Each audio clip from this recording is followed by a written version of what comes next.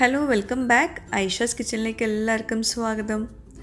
അപ്പോൾ ഇന്നത്തെ ഈ ഒരു റെസിപ്പി നിങ്ങൾ ട്രൈ ചെയ്ത് നോക്കുകയാണെങ്കിൽ നിങ്ങൾ പിന്നെ ഡെയിലി വീട്ടിൽ പൊറോട്ട ഉണ്ടാക്കും. അത്രയും ഈസി ആയിട്ടുള്ള നല്ല പെർഫെക്റ്റ് പൊറോട്ട റെസിപ്പിയാണ്. പിന്നെ ഇങ്ങനെ നമ്മൾ പൊറോട്ട ഉണ്ടാക്കുകയാണെങ്കിൽ നമ്മൾ പൊറോട്ടയുടെ മാവ് ഒരുപാട് നേരം വെച്ചിട്ട് കുഴക്കേണ്ടൊന്നും ആവശ്യം വരുന്നില്ല. അതുപോലെ തന്നെ വീശി അടിക്കേണ്ട ആവശ്യമില്ല, ഞൊറിയിടേണ്ട ആവശ്യമില്ല.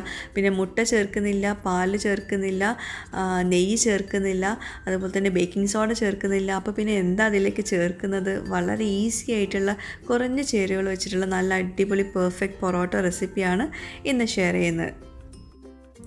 അപ്പോൾ നിങ്ങൾ ഈ റെസിപ്പി കണ്ടു നോക്കുക. എന്നിട്ട് നിങ്ങൾക്കിത് ഇഷ്ടമായിട്ടുണ്ടെങ്കിൽ ദയവായിട്ടൊന്ന് സബ്സ്ക്രൈബ് ചെയ്യുക. അവിടെ കണ്ട റെഡ് സബ്സ്ക്രൈബ് ബട്ടൺ ഒന്ന് പ്രസ് ചെയ്യുക. അതിൻ്റെ കൂടെ ചെറിയൊരു ബെല്ലൈക്കൺ ഉണ്ട്, അതോടൊന്ന് പ്രസ് ചെയ്യുക. അപ്പോൾ ഇതാ ഇതുപോലെ കാണാം. ഇതിൽ ഓൾ വേണം പ്രസ് ചെയ്യാൻ.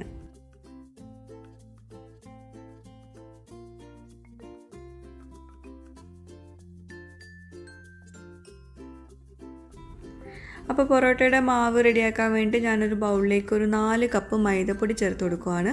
ഞാനിപ്പോൾ ഇവിടെ എടുത്തിട്ടുള്ളത് അൽബേക്കറിൻ്റെ മൈദപ്പൊടി കേട്ടോ. അപ്പോൾ ഇവിടെ UAE-ൽ ഞാൻ സ്ഥിരമായിട്ട് യൂസ് ചെയ്യുന്നൊരു ബ്രാൻഡാണ് അൽബേക്കറുടെ ഈ ഒരു മൈദപ്പൊടി. ഈ ഒരു പാക്കാട്ടോ യൂസ് ചെയ്യാറ്. അപ്പോൾ അത് ഞാൻ 4 കപ്പാണ് എടുത്തിട്ടുള്ളത്. അപ്പോൾ ഇങ്ങനെ കറക്റ്റ് മെഷർമെൻറ്റ് വേണമെന്നൊന്നുമില്ല, എന്നാലും ഒരു അളവ് കിട്ടാൻ വേണ്ടിയിട്ടാണ് ഞാനിപ്പോൾ ഇങ്ങനെ എടുക്കുന്നത് കേട്ടോ. ഞാൻ സാധാരണയായിട്ടൊരു ബൗളിൽ കുറച്ച് മൈദപ്പൊടി എടുക്കും, അതിലേക്ക് ആവശ്യത്തിനുള്ള ഉപ്പും വെള്ളവും അങ്ങനെ ഒഴിച്ചു കൊടുക്കാറാണ്. കൈക്കണക്കാണ്. അപ്പോൾ ഇതിപ്പോൾ ഞാൻ കറക്റ്റ് മെഷർമെൻറ്റ് കിട്ടാൻ വേണ്ടിയിട്ട് ഞാൻ യൂസ് ചെയ്യുന്ന ആ ഒരു ബൗളിൽ തന്നെ പൊടി എടുത്തിട്ട് ഈ ഒരു കപ്പിൽ മെഷർ ചെയ്തിട്ട് ഇട്ട് കൊടുത്തിട്ടുണ്ട്. അപ്പം ഈ ഒരു ബൗളിൽ നിറയെ മൈദപ്പൊടി എടുത്തിട്ടുണ്ടെങ്കിൽ ഞാൻ 250 ml ഈ ഒരു മെഷറിംഗ് കപ്പാണ് യൂസ് ചെയ്യാറ്. അപ്പോൾ ഇതിലൊരു 4 കപ്പ് നിറയെ ഉണ്ടാവും കേട്ടോ മൈദപ്പൊടി. അപ്പം ഇതിലേക്ക് ആവശ്യത്തിനുള്ള ഉപ്പ് ചേർത്ത് കൊടുക്കുക. പൊറോട്ടയിലേക്ക് നമുക്ക് ആവശ്യത്തിന് ഉപ്പ് വേണ്ടി വരും, എന്നാലേ നമ്മളത് വെറുതെ കഴിക്കുമ്പോഴും ആ ഒരു ടേസ്റ്റ് വരുള്ളൂ. അപ്പോൾ ഉപ്പ് ചേർത്തിട്ട് ഇത് നന്നായിട്ടൊന്ന് മിക്സ് ചെയ്തെടുക്കുക. എന്നിട്ട് ഇതിലേക്ക് വെള്ളം ഒഴിച്ചു കൊടുക്കണം. സാധാ പച്ചവെള്ളം തന്നെയാണ് ഒഴിച്ചു കൊടുക്കുന്നത്. അപ്പോൾ ഞാൻ അതും ഒരു മെഷർമെൻറ്റ് കിട്ടാൻ വേണ്ടി ഞാനിപ്പോൾ അതുപോലെ ഇങ്ങനെ 1 കപ്പ് ആദ്യം ഒഴിച്ചു കൊടുത്തിട്ടുണ്ട്. 4 കപ്പിലേക്ക് ഒരു 1.5 കപ്പോളം മതിയാവും വെള്ളം കേട്ടോ. വെള്ളം കൂടി പോകണ്ട, എന്നാൽ കുറഞ്ഞും പോകരുത്, കറക്റ്റായിട്ട് കിട്ടണം. അപ്പോൾ ആദ്യം നമ്മൾ 1 കപ്പ് ഒഴിച്ച് അതൊന്ന് മിക്സ് ചെയ്ത് നോക്കി നമുക്ക് മനസ്സിലാകും എത്രത്തോളം വെള്ളം വേണമെന്നുള്ളത്. നമ്മൾ ചപ്പാത്തി മാവ് കുഴക്കുന്നതിലും കുറച്ചുകൂടെ കൂടുതൽ വെള്ളം വേണ്ടി വരും പൊറോട്ടയുടെ മാവിന്. അപ്പോൾ അതൊന്ന് ശ്രദ്ധിക്കട്ടെ, ഒരുപാട് ആവരുത്, അപ്പം ഭയങ്കരമായിട്ട് ഒട്ടിപ്പിടിക്കും.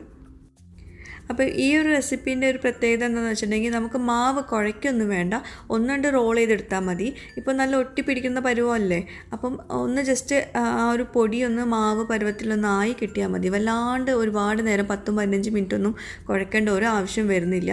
അപ്പോൾ അത് ഈ റെസിപ്പി കണ്ടാൽ മനസ്സിലാവും. അപ്പോൾ ഞാൻ കൈ ഒന്ന് കഴുകിയിട്ടുണ്ട് കേട്ടോ, അല്ലെങ്കിൽ പിന്നെ ഭയങ്കരമായിട്ട് ഒട്ടിപ്പിടിക്കും.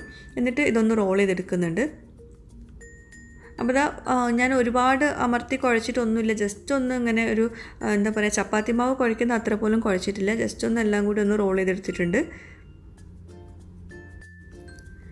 അപ്പോൾ ഇത്രയും മതി. കണ്ടോ, അത് സോഫ്റ്റ് ഒന്നുമല്ല, ജസ്റ്റ് ഒരു വലിയൊരു ബോൾ പരുവത്തിലാക്കിയിട്ടുണ്ട്. ഇനി കയ്യിൽ കുറച്ചൊരു, കാരണം ഇതൊരു ഒട്ടിപ്പിടിക്കുന്ന പരുവാവും, നമ്മൾ ഒരുപാട് നേരം കുഴച്ചിട്ടൊന്നുമില്ലല്ലോ. അപ്പോൾ കയ്യിൽ കുറച്ചൊരു മൈദപ്പൊടി ആക്കിയിട്ട് നമ്മളിതാ ഇതുപോലെ ഇങ്ങനെ ബോൾസ് ആക്കിയിട്ട് കൊടുക്കുക. ബോൾസ് അത് ഷേപ്പൊന്നും വേണമെന്നില്ല, ഞാൻ വലിയ ബോൾസ് ആക്കിയിട്ടാണ് ഇട്ട് കൊടുക്കുന്നത്.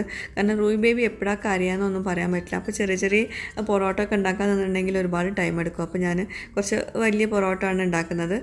അപ്പോൾ അതിനായിട്ട് ഞാനിപ്പം ഒരു 8 ബോളാക്കി മാറ്റിയിട്ടുണ്ട് കേട്ടോ. അപ്പോൾ ഇത് ശരിക്കും പറയുകയാണെങ്കിൽ ഈ ഒരു മാവിൻ്റെ പരുവത്തിൽ നമുക്കൊരു 10-11 പൊറോട്ട റെഡിയാക്കാൻ പറ്റും. ഒരു മീഡിയം, ഒരു സ്മോൾ സൈസ് ഉണ്ടാക്കുവാണെങ്കിൽ കേട്ടോ പൊറോട്ട. അപ്പം ആദ്യം ഞാൻ ബോളാക്കി എടുത്തിട്ടുണ്ട്, പിന്നെ ഞാൻ ചെറുതായിട്ടൊന്ന് റോൾ ചെയ്തെടുത്ത് കൊടുത്തിട്ടുണ്ട് കേട്ടോ. നിങ്ങൾക്ക് മാവ് കണ്ടാൽ തന്നെ മനസ്സിലാവും, നമ്മൾ വല്ലാണ്ട് കുഴച്ചിട്ടൊന്നുമില്ല, ജസ്റ്റ് ഒന്ന് ഇങ്ങനെ ഒരു ബോളാക്കി വെച്ചിട്ടേ ഉള്ളൂ. ശരിക്കും എല്ലാവർക്കും ഈ പൊറോട്ട ഉണ്ടാക്കാനുള്ള മെയിൻ മടി എന്താണെന്ന് വെച്ചിട്ടുണ്ടെങ്കിൽ മാവ് ഒരുപാട് നേരം കുഴക്കണം എന്നുള്ളൊരു മടിയാണ്. അപ്പോൾ അങ്ങനെയുള്ളവരൊക്കെ തീർച്ചയായിട്ടും ഈ ഒരു റെസിപ്പി ട്രൈ ചെയ്ത് നോക്കാം.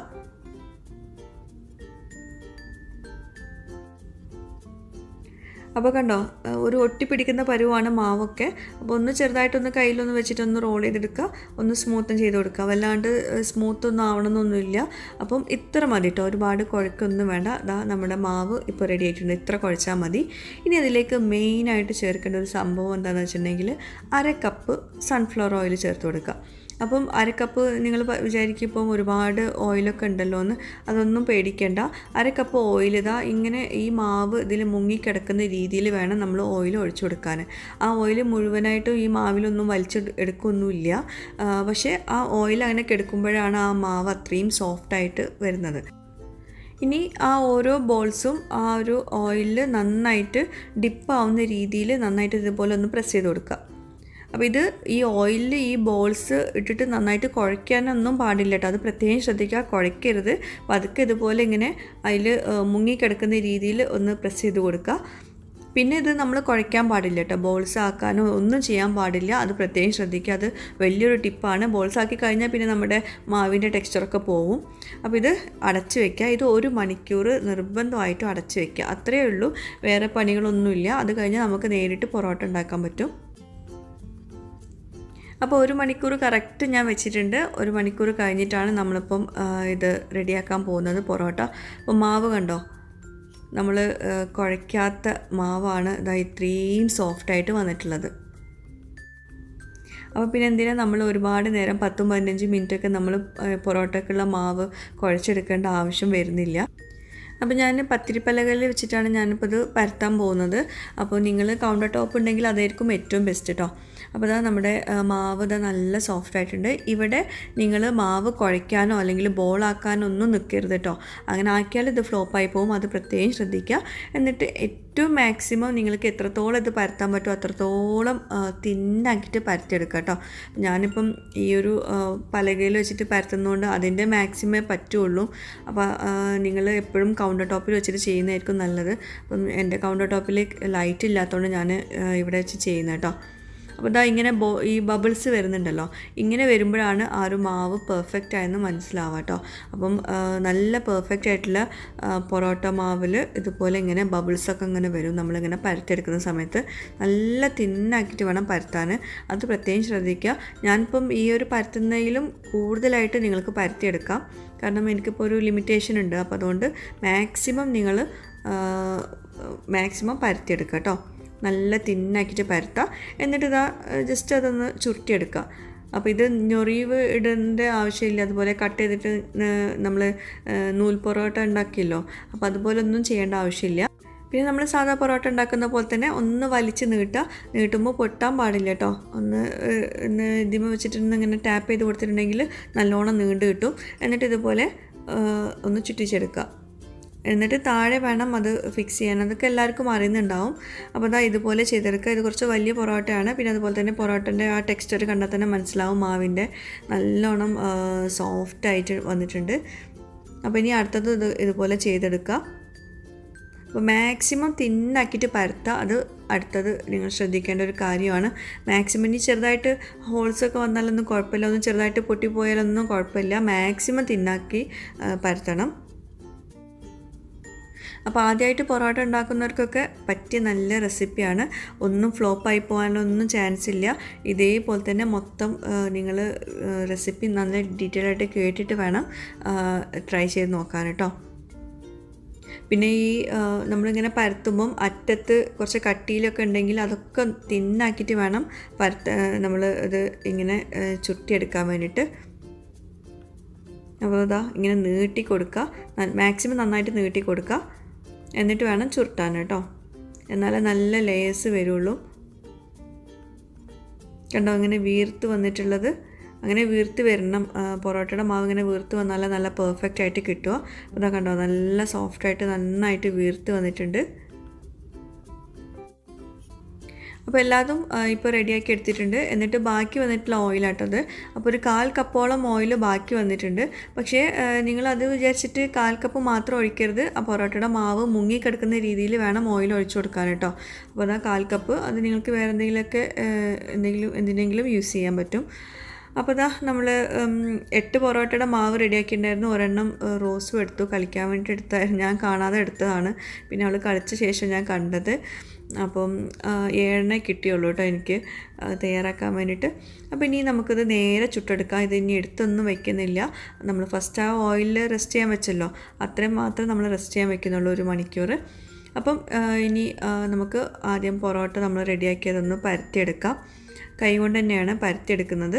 വളരെ തിന്നാക്കിയിട്ട് പരത്തരുത്, എന്നാൽ വല്ലാണ്ട് കട്ടിയും പാടില്ല. ഒരു മീഡിയം ആയിട്ടാണ് നമ്മളിത് പരത്തിയെടുക്കേണ്ടത് കേട്ടോ. കൈകൊണ്ട് തന്നെ പരത്താം. പിന്നെ പൊറോട്ട ഉണ്ടാക്കുമ്പോൾ നമ്മൾ ഹൈ ഫ്ലെയിമിലും അല്ലെങ്കിൽ ലോ ഫ്ലെയിമിലും ചുട്ടെടുക്കാൻ പാടില്ല. ഒരു മീഡിയം ഫ്ലെയിമിൽ വെച്ചിട്ട് വേണം ചുട്ടെടുക്കാൻ. ആദ്യം പാന് നന്നായിട്ട് ചൂടായിട്ട് പിന്നെ ഒരു മീഡിയം ലോ ഫ്ലെയിമിൽ വെച്ചിട്ട് വേണം ചുട്ടെടുക്കാൻ കേട്ടോ. അപ്പോൾ പൊറോട്ട നമ്മളിപ്പം ചൂടുള്ള പാനിലേക്ക് ഇട്ട് കൊടുത്തിട്ടുണ്ട്. മീഡിയം ഫ്ലെയിമിൽ വെക്കണം, അത് നിർബന്ധമാണ്. അപ്പോൾ അതാ ഒരു വശം ചെറുതായിട്ടൊന്ന് റെഡി ആവുന്ന സമയത്ത് നമ്മൾ തിരിച്ചിട്ട് കൊടുക്കണം. അതായത് ഈ പൊറോട്ട ഡ്രൈ ആവാൻ പാടില്ല, എന്നാൽ അകത്ത് നന്നായിട്ട് കുക്കാവും വേണം. കണ്ടോ, വളരെ കുറഞ്ഞ ഫ്ലെയിമിലാണ് ഞാനിപ്പോൾ കുക്ക് ചെയ്യുന്നത്, എന്നാലേ അകത്തൊക്കെ നന്നായിട്ട് കുക്കാവുള്ളൂ. അല്ലെങ്കിൽ പുറം ഭാഗം മാത്രം കുക്കായിട്ട് അകത്ത് കുക്കാവാണ്ട് ആ ഒരു ടേസ്റ്റ് തന്നെ പോയി പോകട്ടോ. അപ്പോൾ അതൊക്കെ ശ്രദ്ധിക്കുക. ആ ഒരു ടെക്സ്ചർ തന്നെ നല്ല പെർഫെക്റ്റ് ആയിട്ട് വന്നിട്ടുണ്ട്. അപ്പോഴേക്ക് ഞാൻ അടുത്ത പൊറോട്ട ഇതുപോലെ ഇങ്ങനെ പരത്തിയെടുക്കുക കേട്ടോ. അപ്പോൾ ഇവിടെയും നിങ്ങളൊരു കാര്യം ശ്രദ്ധിക്കാനുള്ളത് എന്താണെന്ന് വെച്ചാൽ, വല്ലാണ്ട് കട്ടിയിലാക്കരുത്, എന്നാൽ വല്ലാണ്ട് തിന്നും ആക്കരുത്. ഒരു മീഡിയം തിക്നെസ്സിൽ വേണം നമ്മൾ പൊറോട്ട ഇതുപോലെ പരത്തിയെടുക്കാൻ കേട്ടോ. അപ്പോൾ ഇതാ ഈ ഒരു തിക്നെസ്സിൽ മതി. വല്ലാണ്ട് കട്ടിയായിട്ടുണ്ടെങ്കിൽ അതും കുക്കാവില്ല. നല്ല തിന്നായിട്ടുണ്ടെങ്കിൽ പെട്ടെന്ന് ഡ്രൈ ആയിട്ട് പിന്നെ അത് ഭയങ്കര ഹാർഡായി പോകും. അപ്പോൾ അതൊക്കെ ഒന്ന് ശ്രദ്ധിക്കുക. അപ്പോൾ ഇത് വലിയ പൊറോട്ട ആയതുകൊണ്ട് തന്നെ ഞാൻ അത്യാവശ്യം ഒന്ന് പരത്തിയെടുക്കുന്നുണ്ട് കേട്ടോ. അപ്പോൾ കണ്ടോ, ഈ ഒരു ടെക്സ്ചർ കണ്ടാൽ തന്നെ മനസ്സിലാവും നല്ല സോഫ്റ്റ് ആയിട്ടുള്ള പൊറോട്ടയാണ്. ആ ലേയേഴ്സൊക്കെ ഇങ്ങനെ വരുന്നുണ്ട്. നമ്മൾ ലെയർ ആക്കാൻ വേണ്ടിയിട്ട് ഒന്നും ചെയ്തിട്ടില്ല, പക്ഷേ എന്നിട്ട് പോലും ആ ലേയേഴ്സ് വന്നത് കണ്ടോ. അപ്പോൾ നല്ല കുറഞ്ഞ ഫ്ലെയിമിൽ വെച്ചുകൊണ്ട് ഒന്ന് ജസ്റ്റ് പ്രസ് ചെയ്തിട്ട് വേണം ഇതൊന്ന് ചുട്ടെടുക്കാൻ വേണ്ടിയിട്ടോ. അപ്പോൾ നമ്മുടെ പൊറോട്ട റെഡി ആയിട്ടുണ്ട്. ഇനി ഈ ചൂടോട് കൂടിയിട്ട് തന്നെ പൊറോട്ട അടിച്ചെടുക്കണം. അപ്പോഴേക്ക് ഞാൻ നമ്മൾ നേരത്തെ പരത്തി വെച്ചിട്ടുള്ള പൊറോട്ട പാനിലേക്ക് ഇട്ട് കൊടുക്കുകയാണ്. എന്നിട്ട് നമുക്കിതൊന്ന് അടിച്ചെടുക്കാം. അപ്പോൾ ഞാൻ എല്ലാതും റെഡിയാക്കിയിട്ടല്ല ഇത് അടിച്ചെടുക്കുന്നത്. ഓരോന്നും ചൂടോട് കൂടിയിട്ട് അടിച്ചെടുത്തിട്ടാണ് ഞാനിത് കാസ്ട്രോളിലേക്ക് മാറ്റുക കേട്ടോ. അപ്പോൾ എല്ലാം കൂടി നമ്മൾ റെഡിയാക്കിയിട്ട് അടിച്ചെടുക്കുമ്പോൾ ചിലപ്പോൾ അത് നന്നായിട്ട് കിട്ടണമെന്നില്ല.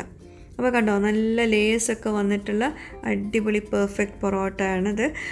അപ്പം മാവ് കുഴയ്ക്കാനോ അല്ലെങ്കിൽ നിങ്ങൾ മുട്ടയോ അല്ലെങ്കിൽ പാലോ ഒന്നും ചേർക്കാത്ത അടിപൊളി പൊറോട്ടയാണ്. പൊറോട്ട എന്ന് പറഞ്ഞിട്ടുണ്ടെങ്കിൽ അതൊരു എണ്ണക്കളി എന്ന് പറയുന്ന പോലെ പൊറോട്ടയിലേക്ക് അത്യാവശ്യം എണ്ണ വേണം. എണ്ണ ഇല്ലാണ്ട് നമ്മൾ പൊറോട്ട ഉണ്ടാക്കുന്ന ഭയങ്കര ഡ്രൈ ആയിട്ട് ഒരു ഹാർഡായിട്ടുള്ള ഒരു സംഭവമായി മാറും. അതുപോലെ ഈ ഒരു അറ്റം കണ്ടോ, ഈ പൊറോട്ട നമ്മൾ പരത്തിയെടുക്കുമ്പോൾ അറ്റം വല്ലാണ്ട് കട്ടിയാവാൻ പാടില്ല. കട്ടിയായിട്ടുണ്ടെങ്കിൽ അതും ഹാർഡായി വരും. അപ്പോൾ അതുകൊണ്ട് അറ്റമൊക്കെ ഒരേപോലെ ഈവണായിട്ട് ഉള്ള ഒരു തിക്നെസ് കൊടുക്കണം. ഈ ഒരു തിക്നെസ് മതി കേട്ടോ. വല്ലാണ്ട് കട്ടി പാടില്ല, എന്നാൽ വല്ലാണ്ട് കനം കുറച്ചും പാടില്ല. അതുപോലെ പൊറോട്ട ചുട്ടെടുക്കുമ്പോൾ മീഡിയം ലോ ഫ്ലെയിമിൽ തിരിച്ചും മറിച്ചും ഇങ്ങനെ ഇട്ട് കൊടുത്തിട്ട് വേണം ചുട്ടെടുക്കാൻ. ഒരേ സമയം കുറേ നേരം ഒരു വശം മാത്രം ചുട്ടെടുക്കാൻ പാടില്ല കേട്ടോ ചുട്ടെടുക്കുന്ന സമയത്ത്. അപ്പോൾ ഓരോന്നും ചുട്ടെടുത്ത ശേഷം അപ്പം തന്നെ ചൂടോട് കൂടി തന്നെ നന്നായിട്ട് അടിച്ചെടുക്കുക. അപ്പോൾ പൊറോട്ടയുടെ ആ ടെക്സ്ചർ കണ്ടാൽ തന്നെ എനിക്ക് മനസ്സിലാവും എത്രത്തോളം പെർഫെക്റ്റ് ആണെന്നുള്ളത്. അപ്പോൾ ഞാൻ ചൂടോട് കൂടിയിട്ട് അടിച്ചെടുത്തിട്ടുള്ളത് ചൂടോട് കൂടിയിട്ട് തന്നെ ഞാൻ കാസ്ട്രോളിലേക്ക് മാറ്റുവാണ്. അപ്പോൾ ഇനി പൊറോട്ടയുടെ കാര്യത്തിൽ ഒരു ടെൻഷനും വേണ്ട. ഇനി വേണമെങ്കിൽ നമുക്ക് എന്നും പൊറോട്ട ഉണ്ടാക്കാം. അത്രയും ഈസിയാണെന്നുള്ളത് നിങ്ങൾക്ക് ഈ ഒരു വീഡിയോ ഒന്ന് മനസ്സിലായിട്ടുണ്ടാവും. അപ്പോൾ പൊറോട്ടയുടെ മാവ് കുഴക്കാണ്ട്, ഞെറിവിടാണ്ട്, വീശി അടിക്കാണ്ട്, മുട്ട, പാല്, ബേക്കിംഗ് സോഡ, നെയ്യ് ഇതൊന്നും ചേർക്കാത്ത കിടിലൻ ടേസ്റ്റുള്ള പൊറോട്ടയാണ്. നല്ല ലേയേഴ്സൊക്കെ വന്നിട്ടുണ്ട്. അതുപോലെ തന്നെ നിങ്ങൾക്ക് ഇനിയിപ്പം നെയ്യിൻ്റെ ഫ്ലേവറൊക്കെ ആവശ്യമുള്ളവർക്ക് നമ്മൾ ചുട്ടെടുക്കുന്ന സമയത്ത് കുറച്ച് നെയ്യൊക്കെ ഒന്ന് ചേർത്ത് കൊടുക്കാം കേട്ടോ. കുറച്ച് മാത്രം ഒന്ന് ബ്രഷ് ചെയ്ത് കൊടുത്താൽ മതി. അപ്പോൾ നെയ്യിൻ്റെ ഫ്ലേവർ ആവശ്യമുള്ളവർക്ക് മാത്രം കേട്ടോ. അപ്പോൾ ഞാൻ ഗിവ് അവേ വിന്നേഴ്സിനെ ഞാൻ അടുത്ത വീഡിയോയിലാട്ടോ പറയുന്നത്. അതുപോലെ തന്നെ നിങ്ങൾക്ക് ഈ ഒരു വീഡിയോ ഇഷ്ടമായിട്ടുണ്ടെങ്കിൽ നിങ്ങളുടെ ഫ്രണ്ട്സുമായിട്ടും റിലേറ്റീവ്സുമായിട്ടൊക്കെ ഒന്ന് ഷെയർ ചെയ്യുക. അപ്പോൾ എന്നും പറയുമ്പോൾ തന്നെ പുതിയൊരു വീഡിയോയുമായിട്ട് വ്ളോഗുമായിട്ടൊക്കെ വരുന്നവരേക്കും ബൈ. Thank you.